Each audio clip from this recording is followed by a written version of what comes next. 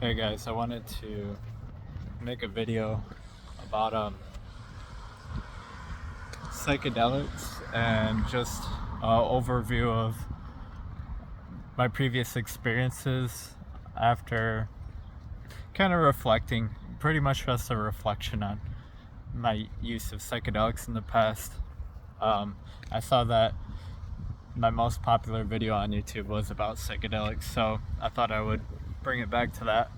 Um, it was a video about 4-HOMET. It was a video taken maybe 5 years ago or longer, and it was basically just talking about trip reports, some of the details and stuff, and things have definitely changed. I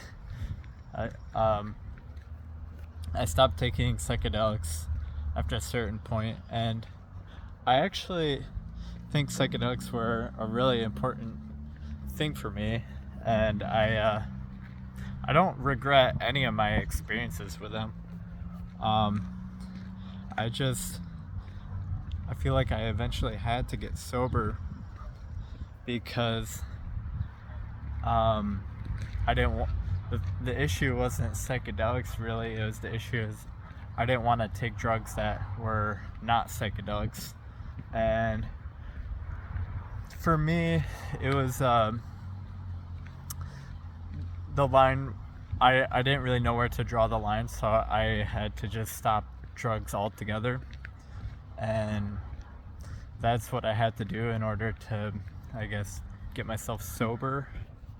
And it was kind of like a sacrifice to me, and a very major sacrifice, because I just love psychedelics and all of that, and I couldn't have imagined giving them up. I feel like psychedelics were a very important thing for me to explore consciousness, and to try to get in touch with things that are greater than myself. I literally wanted to try to contact aliens and interdimensional beings, and even find God in different things, and so that was very important for me to my use of psychedelics. I don't think psychedelics are necessary. I think you can learn a lot about psychedelics and altered states of consciousness by simply just reading trip reports on eRoad. And that was kind of the gateway for me to do psychedelics. Is just I learned so much about them that I just wanted to do them, and that was just kind of a see for myself moment in time where I wanted to confirm that what people were saying were true, and it was definitely true what people were saying about psychedelics. People were saying that they saw things move, they saw patterns move, they saw wood grain crawling, they saw holograms, they saw things change and morph, and inanimate objects become like almost fluid and moving, and that emphasis on motion, and seeing new colors, and seeing different, like, changing colors, and reading all of that. Even people who encountered like alien beings or entities in a different dimension. Sorry, this video is going to be windy and stuff, but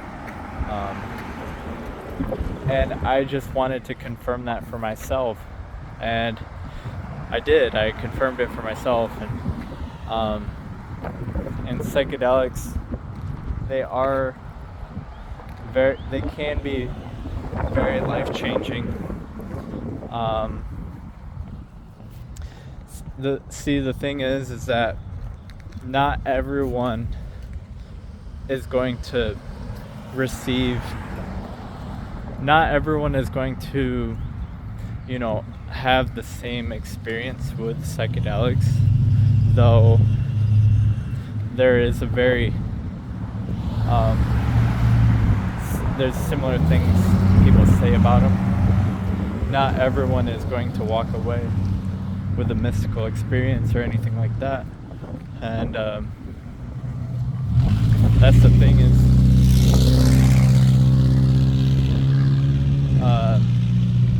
that I learned, and it took a long time for me to realize that, is that not everyone is going to understand, even if they do psychedelics. And really, it's the understanding that is, that's the thing that even beats psychedelics, in a way. And it's like, there's people that could do something like MDMA, like an empathogen, something that is generally supposed to make people feel empathy and warmth and like love and kindness and all these things. And not everyone is going to have that experience. And there's gonna be that person out there that they take it, whatever it is, and it just doesn't really work for them, and they're gonna be just confused when you talk about it. And that's just a gap in information that it's hard to bridge, I guess.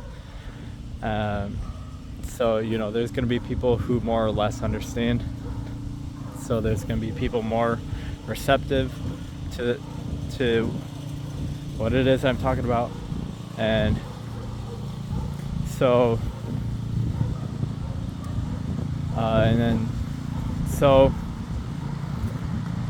basically, after I tripped, I probably tripped over 100 times. I didn't really count. I almost want to say 200 times, but I feel like that's way overestimating. It's probably more around somewhere in between there. And that's not even what matters necessarily. And things like dose. Dose definitely has effect, but it's not necessarily the thing that gives way to meaningful experiences. So like I said, people could take even big doses. Some people can take very massive doses, and they'll just be, yes, it'll affect them very strongly, like, they won't even see things the same way, really. It'll be a full body, full visual thing, but all it is just a highly stimulating experience for them. And it's not really like they may not even start to see things that are like revelatory or like significantly meaningful. Like you can take a small dose of a psychedelic, and if you're really in a proper mind frame and everything is just right, it can give way to really profound experiences that you wouldn't have even if you took 5 times as much or even 10 times as much. And that's one thing that I learned with psychedelics too, is that like, I would take more sometimes, but it was so stimulating that I couldn't really comprehend what was going on. To where if I toned it down and dialed it into a frequency, that's when I could see sort of like architecture of like that's when I could sort of see like godheads and like faces in the trees and things like that. It wasn't necessarily a dose thing.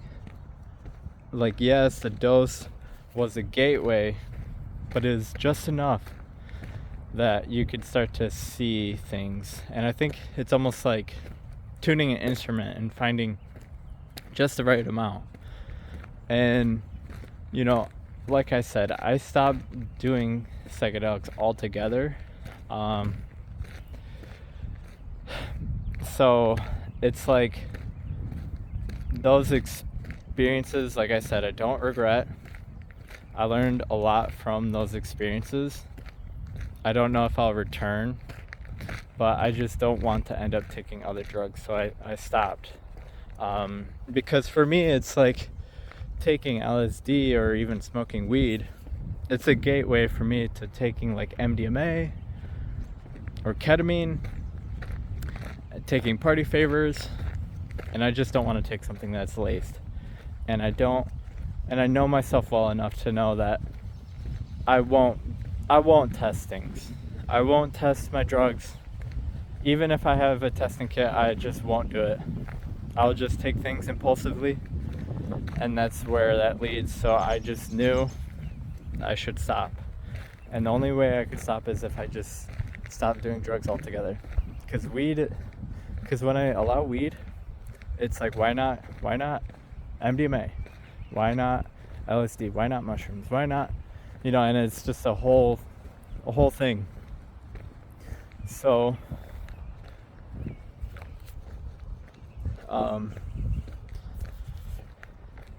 I feel like I also feel like I had to get sober for different reasons too, because in some ways I feel like I have to kind of lead by example too, and it's like I feel like I can't really take drugs because of that dynamic I just explained, where there's a lot of people that deal with addiction and they don't want to give up everything, and that's the issue, is that people aren't willing to give up everything. And I had to give up. I gave up my favorite things. I gave up psychedelics, I gave up weed, I gave up and those are largely considered safe compounds and drugs for a lot of people, but I had to give them up. And a lot of people, they struggle with addiction because they maybe they want to quit alcohol, but they don't want to quit smoking weed.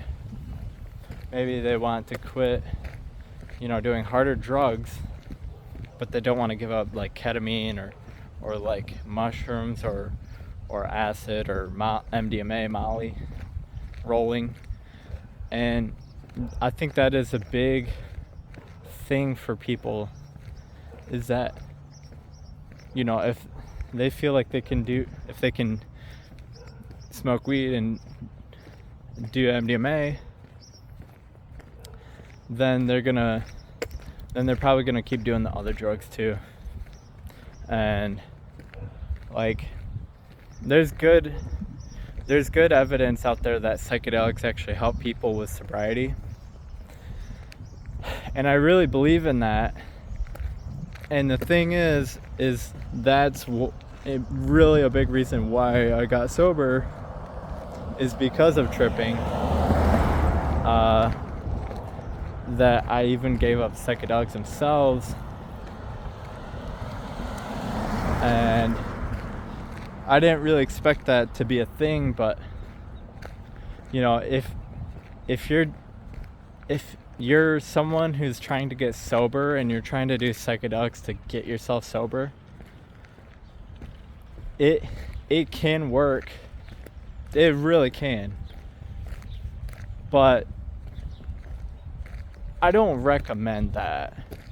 It's actually I really don't recommend that, actually, because what happened with me is they were so they were like the psychedelics, whatever, higher power. I don't really want to talk about it very much, but they got so, I guess, upset with me, I don't know, that they were so stern that the ultimatums that I was given were really severe in a way. Like, it felt like other people were dying because of me, and that's not a trip that you really I guess want to go through if you can not have to go through that, you know. And that was one of the last times I tripped, and it was like I took acid at LSD, and it was, you know, I've heard people say this, you know, you won't believe in a bad trip till, like, you may not experience a bad trip until 100 times, until you trip like 100 times, even 200 times or 1,000 times. You don't know what it's like until you experience it. And that was so true, that like you could trip 100 times. You can get this ego about you, like, oh, I can handle my shit. And then that one trip, like I said, you don't even have to take very much, and it's gonna have you what happened with me is I ended up going to the psych ward like 3 different times. It literally changed the way my brain works. It changed how I see the world.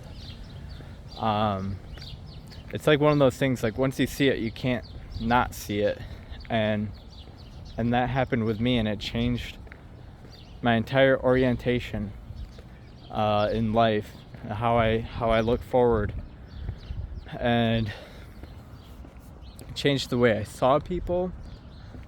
It changed the way I value people. It left me very confused in a way. Like I didn't know who was God and who wasn't, that kind of thing. And that is a very that was and then I also felt like, if everything is all knowing, then what's the point of me talking? And it just was so difficult to reintegrate. I couldn't even talk. I felt like people, like we already knew, like psychic like interlay between people. Like I felt like I knew what people were thinking, even if what they spoke was completely different. I thought, you know, what there was going on in the mind was actually more real, and it still might be that way. You know, I see people in a very different way in my mind than they present themselves in person a lot of times. And sometimes it's like I still take that mental image over, you know, even seeing them in person. And it's a weird sort of thing that changed my life in a way. And you know, I ended up going to the psych ward on 3 different occasions. You know, I would stare at the wall, and I'd stare at the wall and try to like communicate with things on like the other side, and it was like a very strange place to be in. And I eventually it ended up getting me hospitalized because I couldn't really communicate with people. I wasn't reintegrated. Reintegration can take way longer than I thought. reintegration can be a very lengthy process that takes years. And I realized that some people don't recover really, at least not even in a lifetime. I realized that people can go to a mental hospital and not come back from it. They would end up in the psych ward forever. And I saw that as a possibility for me. And the only thing that really got me out of it was honesty. I had to be honest with myself and what works. I had to realize what works for me. Because people will tell you all kinds of advice. And if I would have taken people's advice, I probably would have been in the psych ward forever. And I had to trust my own intuition. I had to trust my own self, really. I had to lean heavily on what I believed most to be true. I had to develop a discernment with things and what people would say to me. Because if everyone is God and people are telling you all these different things and you're trying to follow everything that people are saying, it's almost like things start to conflict with each other. And it's like a game of Simon Says that becomes virtually unplayable. And it's like you end up doing things like I ended up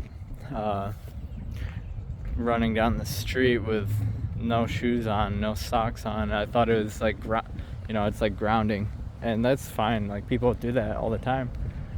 But the thing is I thought things were telling me to do this stuff, and I would run really hard on concrete until my feet were bleeding, because I thought I needed to do that for empathy. And it was that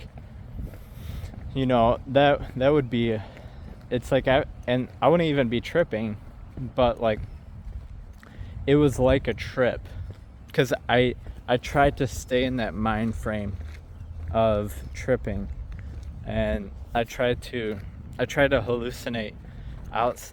I tried to see things even though I wasn't tripping, and it led me to a very weird state of mind and just place in life where I was trying so hard to see hallucinations or visions that I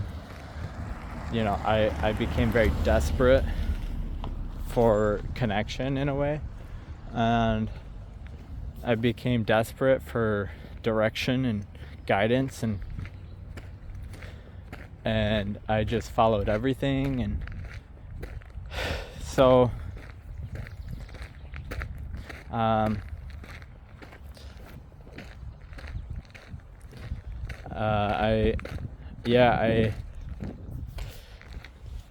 I eventually, I think psychedelics actually kind of pushed me in a way to where I had to get off of them, because it's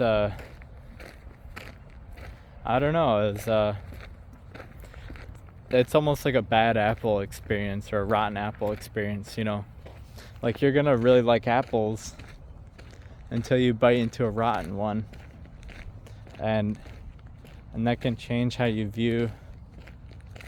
just view things, and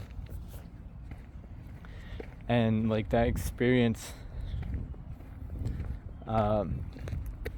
I sort of feel like I also learned how to. I had to double down on trying to live more properly in life. I had to start trying to be more honest, which led me to the truth, and telling the truth, speaking the truth, not telling lies, not speaking lies. I don't want to live a lie, and for me it's a very slippery slope. So if I have to be 100% honest with myself, I know where drug use takes me, and I had to admit that to myself, and admit that, yeah, if I do drugs, this is where I'll end up. And it comes true every time. I've tested it multiple times. Every time I smoke weed, I can't stop. I can't just simply stop smoking. It takes me for a ride. I can't stop. I end up smoking longer than I want to, longer than I intend to. It shows that I don't really have as much control as I thought I did. And so I end up, if I smoke and I say, okay, I just want to smoke for like 2 weeks and then I'll quit. You buy an ounce, or you buy as much as you think it's gonna last you that long. Maybe you don't run out. Maybe you do run out. Maybe you buy more, and then you're like, shit, I still have this weed left, and the time frame is over. But I have this weed. I don't want to waste it. And you just end up keep going, and you don't stop, and then eventually you smoke too much, and then you cough you cough. And for me, it's kind of like a panic attack, I guess.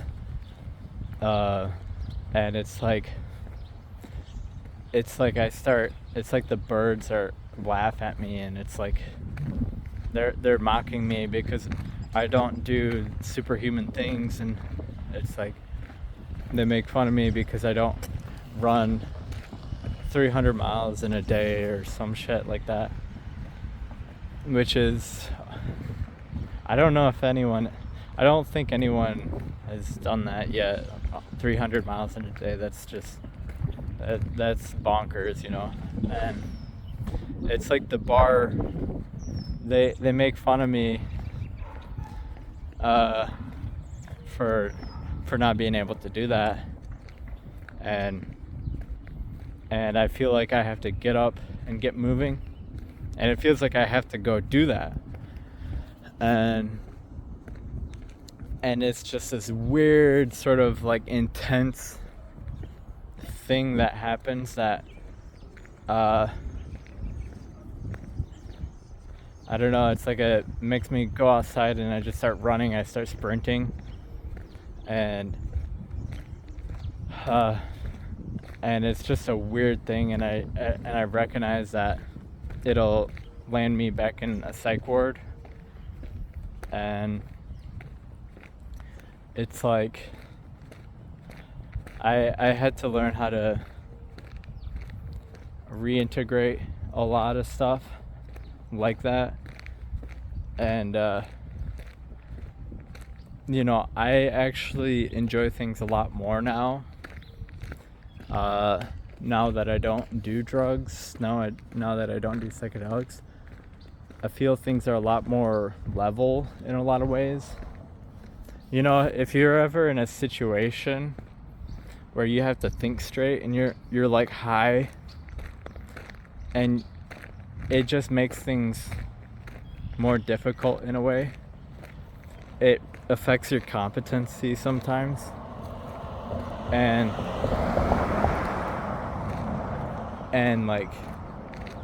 I just sometimes some people will say it's a performance enhancing drug, and it definitely can be, but it can also add difficulty. And so I like playing things at, I guess, the default difficulty of life, and I've learned, and I seriously don't even take an aspirin. I just take, sometimes painful things happen, and it's just, I just have to kind of brave through that. I have to just go through that, and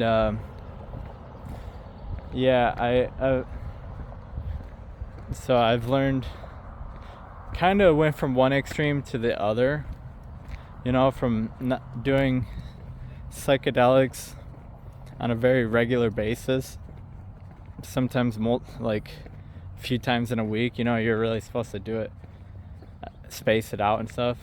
I ended up just tripping 2 days in a row, things like that, and to where now, or like I got to a point where I would just trip very regularly, to where now I don't do any of that stuff anymore. I don't trip. I don't do any drugs now. And so it's from one extreme to another, really. And I think sobriety is actually, like, I see people like Togi, who's like an internet influencer who takes steroids and stuff. He's dealt with gambling addiction and drug addiction and stuff, and when he goes sober, he says it sucks, it's boring, and like, yeah, that was kind of a fear of mine, I guess, is that, if I go sober, how will I have spiritual experiences? How will I get in tune with higher powers, and how will I have profound experiences, and how, and it's like, you can still, people think that they can't really turn up without doing drugs, is the thing. People think that they can't party unless they do drugs. And the thing is it's actually a lie. You can party while sober. You can,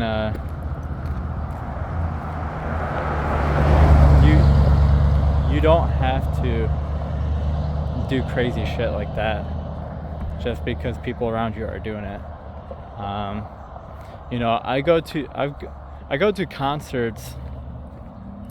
I've been to concerts, and I've been to concerts sober, and I've gone to concerts tripping, and honestly, there's not much of a difference. Honestly, the biggest thing is going to be what you put in. It's going to be, are you going to dance? Are you going to work yourself up? You can work yourself up with adrenaline. Are you gonna pay attention to the music? Are you gonna interact with other people? Are you gonna are you gonna be in the front of the crowd headbanging? That kind of stuff. And you don't have to be on drugs to do a lot of that stuff. And and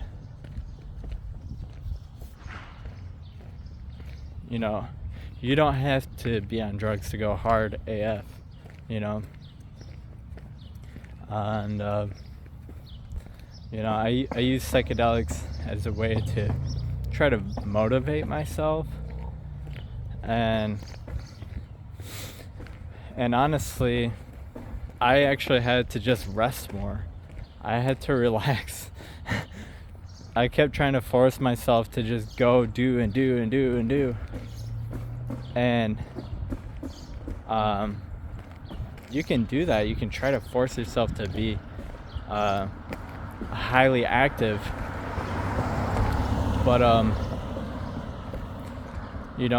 for me, I learned a really strong lesson, which is kind of like reality and honesty, and just I have to be honest with myself. And it's like I have to pay attention to my body, and it's like, what is my body telling me? Is my body telling me to slow down? Is my body telling me to ease up? Is it telling me to change how I walk? Is it telling me and I got to a point where I really learned to go with the flow in such a way that I can still exercise sometimes, to the point where I did like a 40-mile, I didn't finish the ultra marathon, but I did like 40 miles last year, and yeah, and that was the thing too, is like, people look for profundity in drugs, but where you're really gonna find it is if you make yourself more in tune with the truth and follow your dreams and live the life that you're meant to live. And it's gonna, and for me, I had to give up drugs. I even gave up carbohydrates. I gave up eating plants entirely. I do a carnivore diet, and it was a lot to fucking sacrifice and to live a vanilla life, man. That's what I'm just now realizing, and that is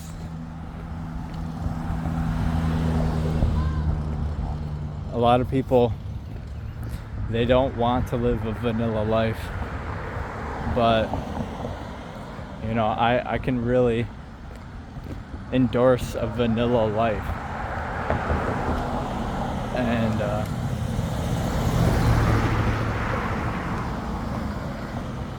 yeah, I think I'll just leave it at that. Thank you guys for watching. Peace.